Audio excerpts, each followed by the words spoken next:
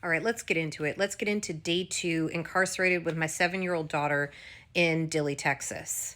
My name's Tanya Warner. I was incarcerated by Customs Border Patrol at the Cerrito checkpoint with my 7-year-old daughter, and we were transferred to Ursula, then Dilley. We were able to bond out.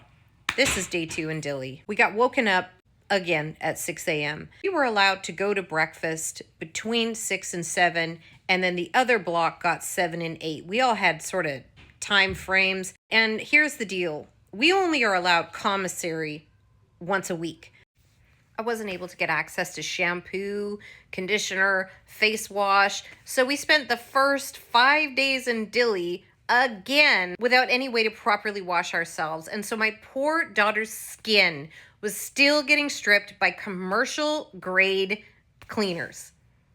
They put hand soap in the showers. Now remember, all you have is toothpaste, a little comb, a hair tie.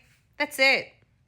Your hair is all greasy. It's hard to brush because you don't get proper amenities.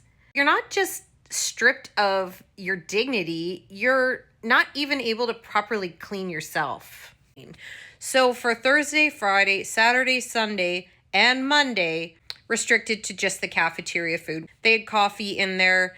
I'm dairy-free, but cow's milk, a lot of really processed food. Went to the cafeteria every single morning. It's boiled eggs, and they rotate through other items with the boiled eggs. It's carbs on carbs on carbs, and that's not an accident. If you come out there looking rotund, they can't say they didn't feed you, but they're not feeding nutritional food that's good for kids. They're just feeding carbs on carbs on carbs, lots of fatty foods, fried foods, so that people come out essentially not looking like they're malnourished, but the foods themselves don't actually offer a lot of nutrition. I spent most of the first day trying to get in touch with my lawyer, trying to get in touch with my family, making everybody sure that they know that I was okay, Ayla was okay. I remember I called Ayla's father. I remember crying to Ayla's father and apologizing, and he just was so good and said, "This was not your fault. This is not your fault." And I really appreciated that he said that. I did my best to keep my head on straight, but I was angry, scared, lonely. I hadn't seen my husband in 6 days. All I wanted was to hug my husband. And I didn't speak Spanish. 90% of the people in Dilley spoke Spanish. Thank goodness for the kids. They helped translate. And I talked to the guards a lot, which was really weird. I think it was weird for them too. Outside of that, most of day 2 was a blur. I can't remember a lot, honestly. I started to realize that we didn't have the freedom to do what we wanted in there.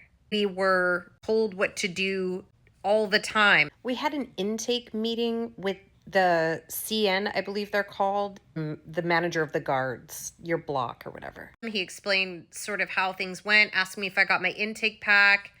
I never got an intake pack.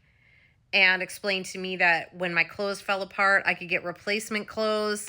And then I looked at him and asked him if I could please have a chapstick because my lips were so dry and I was just so desperate for chapstick. I love chapstick. But it was like constant. It was like medical meetings, mental health meetings, intake meetings. I found the gymnasium for kids so that Ayla could at least run around a little bit. Outside of that, we just did dinner. Then we would go back to our room. I would get Ayla a snack.